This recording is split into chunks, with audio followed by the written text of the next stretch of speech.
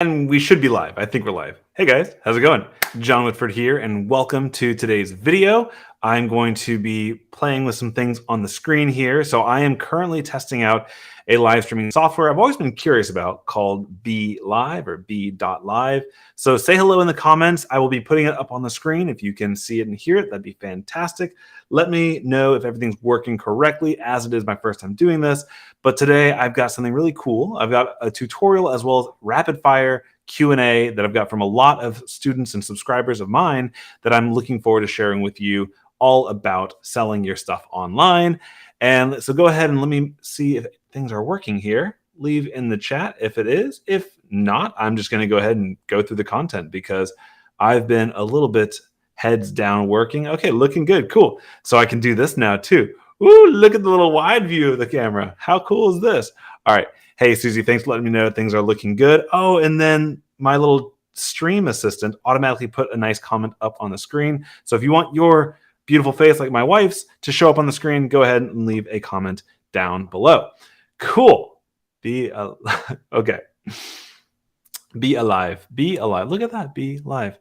Cool. So let's go ahead and dive into it. I've got a few different things I want to cover in today's live stream. The first one is I want to give you a tutorial on how to sell custom digital products using Thrivecart. Okay, so Thrivecart, as you probably well know, is my absolute favorite way of selling your products online.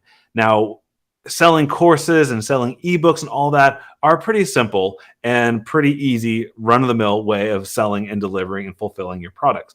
But I had an interesting question from a subscriber saying, hey, I want to sell a customized digital product. Like I want to take their date of birth, put it onto a book, or like color the book differently and ship them the book just like that. So that was what they wanted to do. And they were asking if Thrivecart or Shopify, what should she use to achieve this objective? And first I was like, if it were me, I wouldn't really want to have to fulfill every product one by one, especially if it's a digital product. If it's like a customized mug where you're putting their name and face and all that stuff on there, that's great.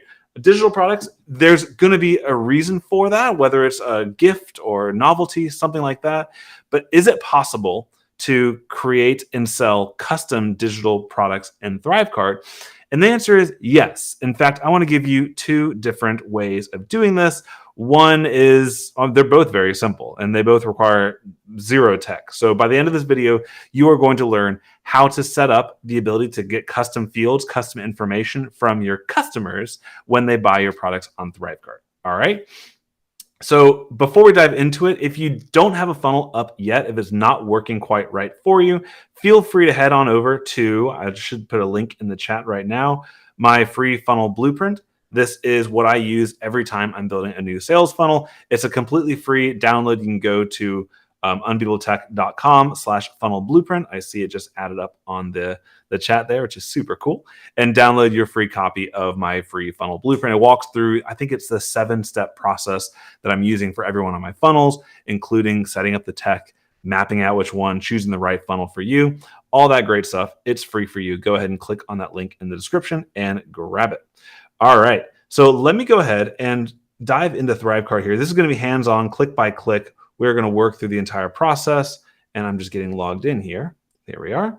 So I will share my screen if I can, and here we go. All right, let me know if you can see the screen. It should be coming up right now. Cool, and I'll do it like this, so the screen is big and I'm small. According to this screen, I've only made $1 on Thrivecart today, so I actually do make money on the internet, but this is a test account I use specifically for tutorials like this, in case any people are like, hey, that doesn't look quite right. You say you make money on the internet. This is just a test account for videos like this. All right, so don't hate on me or anything like that just because I'm using a funny account.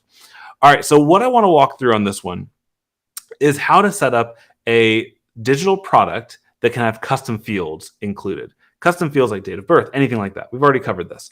So what I have here is if you go into the products area, I've already started to design out a custom book. We can kind of take a look at what that would look like here.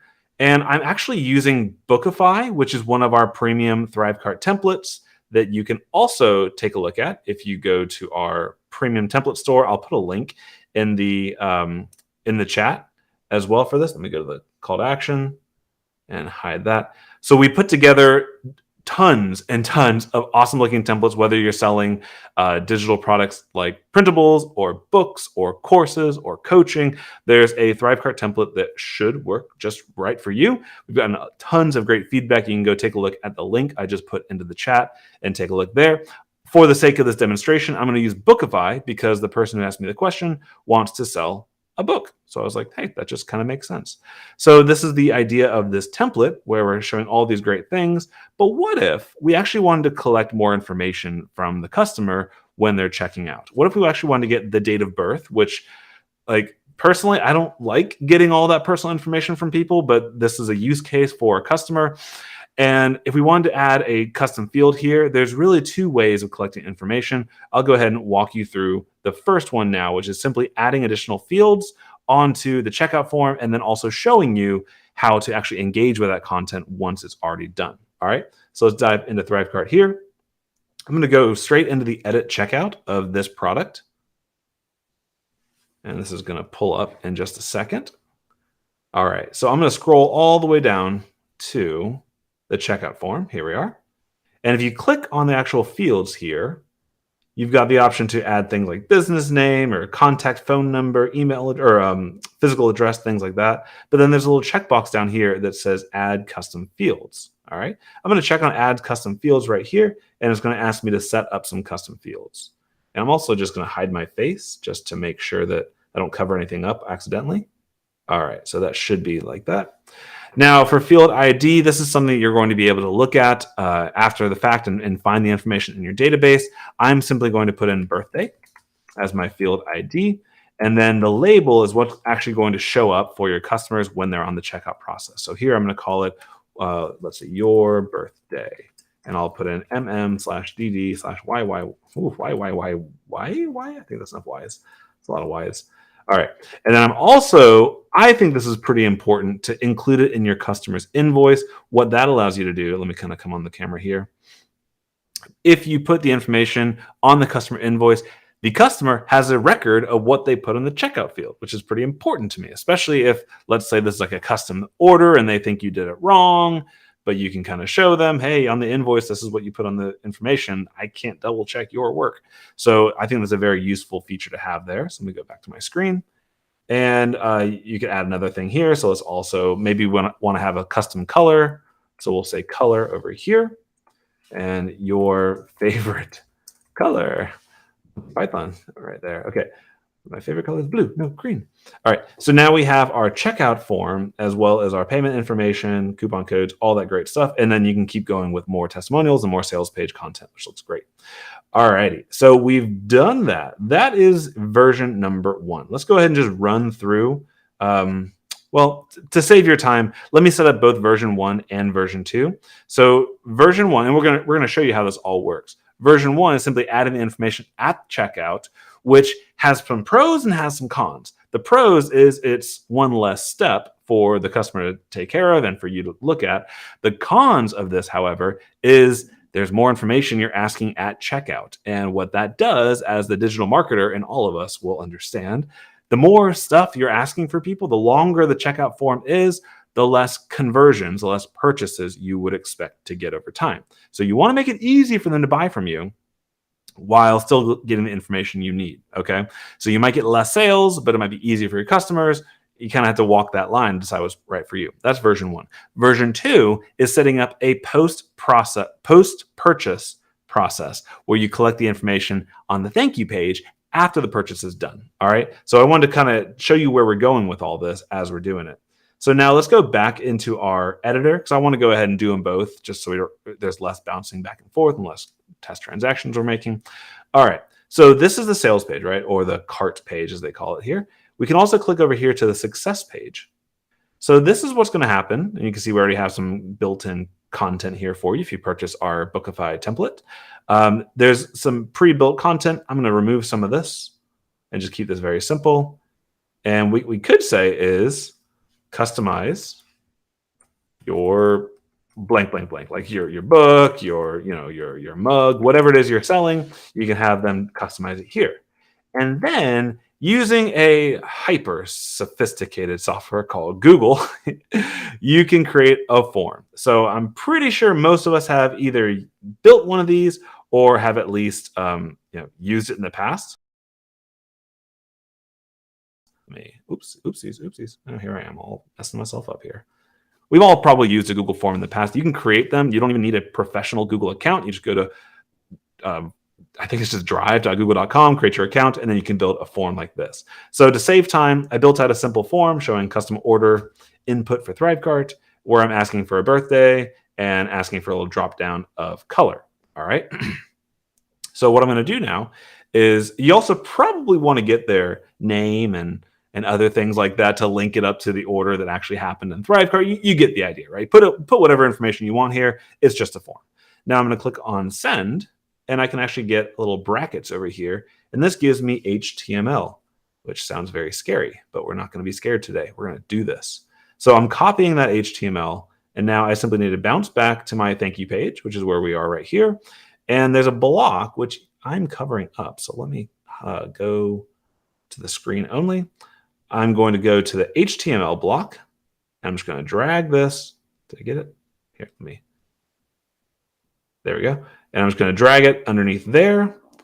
And you can play with the order. Maybe you want the total to show up at the top. You play with it however you want to. But I'm going to come into the HTML once I'm happy with the placement of everything. And I'm just going to hit paste.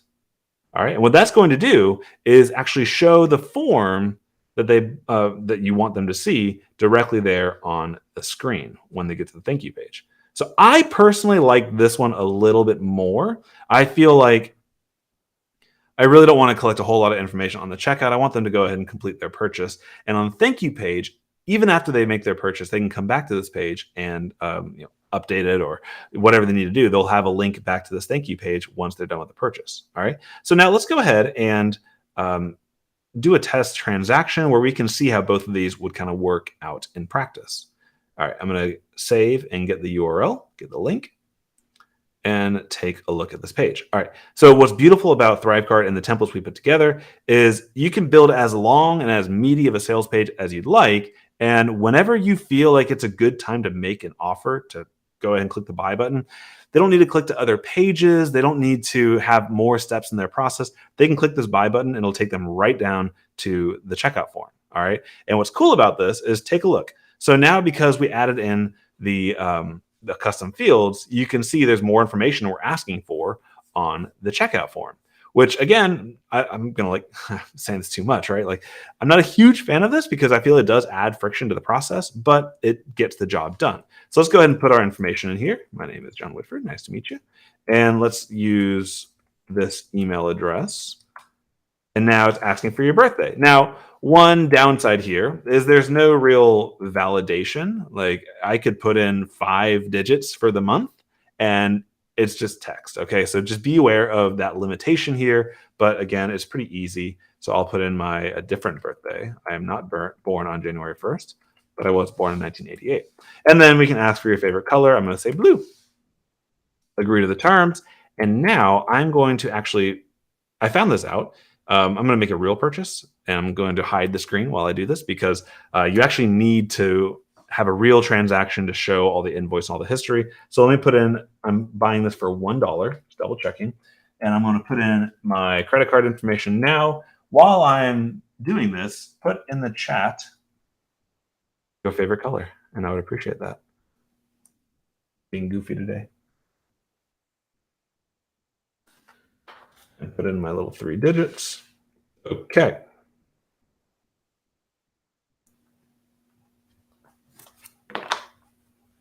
Oh, I put on the expiration date wrong. Okay. Card in, it is going. And there we go. Okay, so it's doing its process. So I'll kind of show over here. Whoa, look how cool this is. Multiple screens. I've been geeking out a little bit cleaning my office recently. All right, now let me stop dilly-dallying and let's go back to sharing the screen. Okay, so this is now the thank you page. The order is complete, money has transacted, and I'm on the thank you page of this. I spent no time on like branding the form or anything, right? But now I can go through and I've got, oh, great, I've got some information here. I am currently logged in to my computer, which is why it has my email address up there. But you could, even if they go to an incognito window, it'll ask for their email address and things like that. Red and blue, but not together. Thank you, luxury card store. Red and blue, but not together. Oh, are you hating on my color scheme back here? It's so cool. I can just change them however I want to. So, but I appreciate that feedback. I'm gonna pop you up on the screen. Cool. All right. So now they can go through. Again, this is two versions of the same solution. We're solving the same problem twice, so you don't need to do both of these, right? You pick which one is right for you, and I'll give my commentary at the end. But here, what's nice is I actually do have a color picker, so I could say my date of birth is January 12th and 1900. I'm an old geezer. And my favorite color has drop downs now. So some of this is nice, right? Like if you only have a few different SKUs, let's say you're selling mugs or whatever, or book covers, and you can only do red or blue as your book cover, you can actually have a drop down here instead of giving a free form. So that's kind of helpful. And then I can say submit. And it'll say, and you can customize this in Google to maybe take them to a different URL, send them an email with their information, all that great stuff.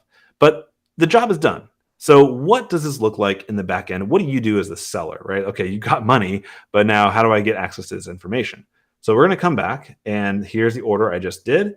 Because we clicked on that all important button to add the information into their invoice, if I wanted to, on a one-by-one basis, I can see the orders come in. I could even, if you're selling multiple products, you can say, hey, let me filter down to a specific product. I want to find only the custom books. And then I can see just those orders. And I can come here to the invoice. Boom. And on the invoice is going to have my information here for the customer, the birthday with the answer, and your favorite color with the answer. And so with that, you would be able to do whatever you need to do. If you need to go in and customize your product to ship it out, you've got that information right there. And then also on the other hand, if you did the Google Forms method, you've got your responses here, and you can go through individual responses and see the information right there. All right. So a couple different options there for the big goal of being able to sell custom stuff, not just an ebook, which is the same old ebook for everybody, but to be able to actually make it a gift or make it customized and individualized for the customer. So the answer is yes, you can use Thrivecart for that, but you're going to want to just understand what the workflow would be or what the mindset would be when doing it. As far as my personal take on this, what I would probably do, I would go the route of having something on the back end, like the Google Form option 2. What I would say on the sales page is, hey, what happens next? As soon as you make your purchase, here's what's going to happen next. On the thank you page, there'll be a very simple form where you can fill out your information and submit it, and I'll take care of the order, and you'll get it within whatever, 3-5 days, whatever your rules are. The reason why I like that is, one, you're being clear up front with the customer that, hey, this is how it works and what's going to happen afterwards. That's one reason why I like this. The other reason why I like it is it's less work on the checkout page. For example, let me just show you here. So I'm going to go show my email real fast here, and I want to pull up my receipt. Which one? Now I'm over here not finding it, so whatever.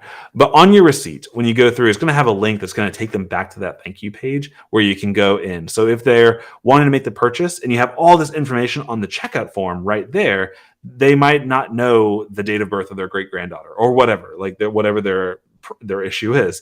And that's all friction preventing them from making the purchase. If they know, hey, you can always come in and update it afterwards, they're going to make the purchase now, and they can come back and fulfill it whenever they are ready.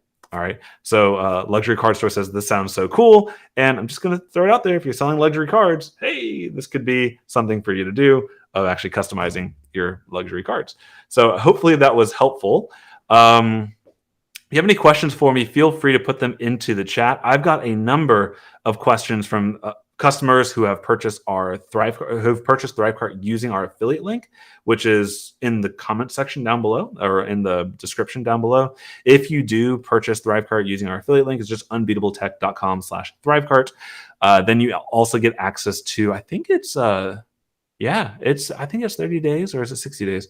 get access to a long time to ask me personal questions and get my answer in depth. In fact, that's where this question originated from at first. Okay, so that was the kind of the fun question. I've got other questions which are also still fun. I'm going to go ahead and answer these for my wonderful subscribers. If you have one as well and you're live, feel free to put it into the chat. I will bring it on screen and talk to you as well.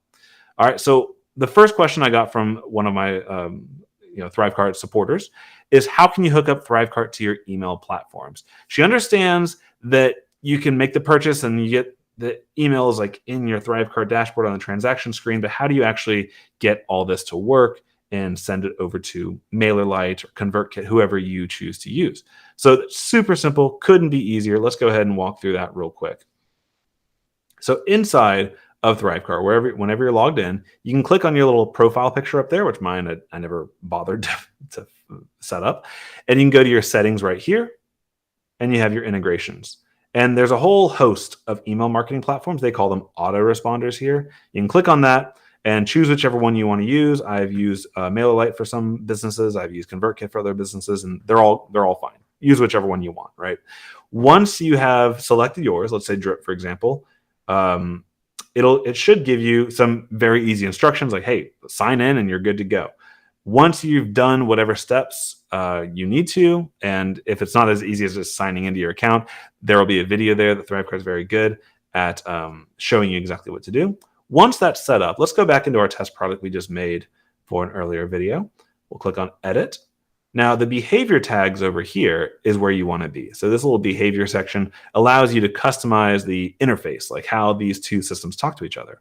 All right, and they do it with if this, then that type of rules. All you have to do, click on the plus button, and then you get to say, what is the if you want to deal with? So, or I guess when as well. If, when, it's two of the same idea. So you can say when the product is purchased, the product is refunded, the cart is abandoned, a payment is declined. Each one of these could be its own video, so I'll just keep it very simple. When the product is purchased, what do you want to have to do? Again, you could have multiple different accounts set up, multiple different email marketing platforms set up, so use whichever one's right for you. I'll click on MailerLite. We're going to add them. Some allow you to remove from a group and add. MailerLite just a one-way, so I don't know, easier, I guess. Add them to a group, and then it should, if you integrate it correctly, you should have your different lists right there that you can select from. So let me just select a customer for simple profitable ads, for example. There's a checkbox here. It's all about the European Union and data privacy, and you kind of do what's right for you. But I'm in America, and right now we're running it we don't check that box. But that allows you to say, hey, only send data over if they're in these geographical locations, or et cetera. And then once it's there, as soon as you hit save like that, whenever a product is purchased, they're going to get added onto that list. Easy as that. So that is how that all works. Missy, hope that helps. And next question here. Oh, let's see. Here's a question from the live group. So let's go to that one next. And let me go solo here. Have I ever used ConvertKit for email and you like your opinion on it? Ooh. So ConvertKit is the platform we are using for our main business. The email list is currently right around 100,000 subscribers. So we pay a good penny to ConvertKit every month. So I've got definitely an opinion. I have an opinion on everything. ConvertKit works. I'm happy with it because it works. There are some things that has me scratch my head. I feel like their user interface isn't the cleanest, isn't the clearest, but those are all little like squabbles, little issues. The big important aspect of it is, does it send our emails and are we making sales? And the answer is yes. That depends a lot on how you do the marketing and your products and services and all that. If I were starting over and I was on a shoestring budget, I would probably use MailerLite first and decide if it doesn't suit my needs, if I need more. MailerLite is simpler than ConvertKit, both in like ease of use, in my opinion, as well as in functionality. It doesn't do quite as much as ConvertKit does, but it's also cheaper and it has like a really nice free plan. So there's nothing wrong. Like I said, we have about 100,000 subscribers in ConvertKit. We have other little small lists in other platforms, but we're trying to keep things simple for ourselves. It's just a husband and wife team. So ConvertKit is where we are at. And it's fine. It's fine. It's fantastic. If you don't have it yet and you're interested, you can use our affiliate link. You're welcome to. It's unbeatabletech.com/ConvertKit. But otherwise, they're all fine. Like what I've learned over time is it's much less about the platform and much more about the practice and much more about how you run your business and take action with it. So hope that helps. But yes, ConvertKit, I can give it my nod of approval because we are active users of it, and we pay them a lot of money every month. So we wouldn't if it didn't work. All right. Thank you for the question. All right, let's see. Next one here is another good question. Missy asks, how do refunds work in Thrivecart? So we, us marketers, all we do is spend time talking about how you can get money into your account from Thrivecart, not how. What happens if something goes wrong? So it's very easy, very simple, and it's understandable that like we don't talk about it that much. But here's how it works. Let me go ahead and show my screen again. So if you have some transactions in your account, you can see exactly how it works. So on every line item, like so first, here's like the workflow, the practice that we do. When students have, where are we here? Solo on. So you make a sale, right? And they get your contact information. When you're building out your product in Thrivecart, you have to tell them what is your support email address or where should they go to get support, right? That's a requirement. You can't even publish your product without having at least like a help area for them to go to or an email address for them to email. Okay, so that's first off. They can contact you after the sale. So what happens if the sale is a bad experience? They can ask for a refund. We do it through email. I like doing it through email because you can get good feedback on, is the product not good? Is there something you need to fix? Did the delivery not work? Some people are like, can they just ask for refunds automatically and I don't have to deal with it? I would highly encourage you get involved with your refund process. I'm not saying make it hard for them to do a refund, but get that feedback is point number one. It's going to make you a better business owner. It's going to make your products better over time. Also, it gives you a chance to maybe save the sale. There's just a small misunderstanding. You can clear that up and save the sale, which is also fantastic. Okay, but don't add additional friction. If they want a refund and you have a refund policy, abide by it. Okay, so once you decide it's time for refunds, we're going to go into the screen here. I'm learning so much about this platform. All right, in this area, this is our transactions. You can search the email address from the customer. Let's say, hey, I bought into this email. Can I get a refund because I blah, blah, blah, blah, blah, whatever their reason is. Abide by your policy. And once you find their transaction, like I'll search for John at Unbeatable Tech. Let's assume I didn't buy it like right now and it was purchased a long time ago. I'll find the transaction here and then you can click on the refund button. You can either choose a full refund, a partial refund. You can leave notes if you'd like to.